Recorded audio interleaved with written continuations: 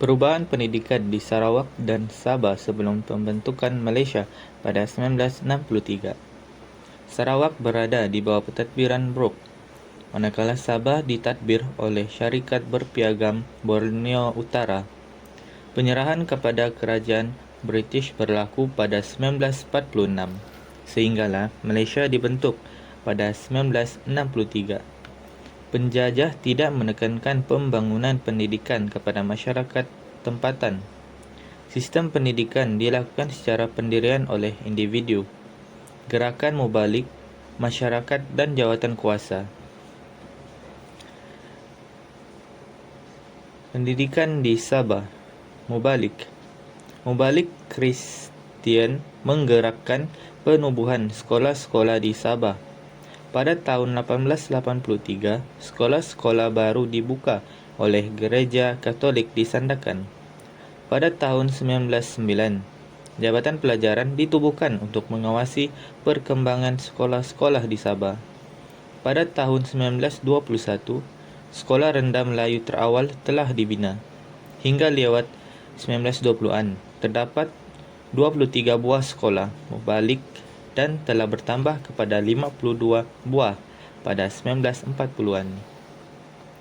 Menjelang tahun 1941, terdapat 28 sekolah kerajaan. Hingga 1950-an, terdapat 3 jenis sekolah di Sabah. Sekolah pendirian atas pembiayaan sendiri, sekolah yang dibina oleh mubalik dan sekolah Cina yang ditadbir oleh jawatan kuasa. Pada tahun 1952, Maktab Perguruan Kent dibuka di Tuaran. Sistem pendidikan di Sarawak. Tahap awal berbentuk kelas pengajian Al-Quran, bahasa Arab dan bahasa Melayu. Ketika ini, perkembangan pendidikan hanya melibatkan anak-anak pembesar.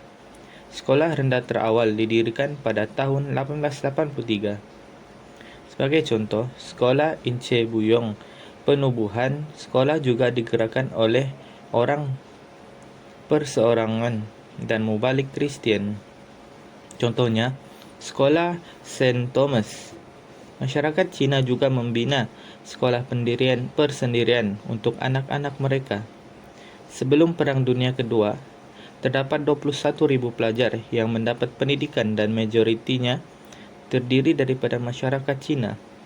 Selepas tahun 1946, tanggungjawab pembinaan sekolah dilakukan oleh majlis tempatan dan terdapat 18 buah sekolah dibina oleh majlis tempatan.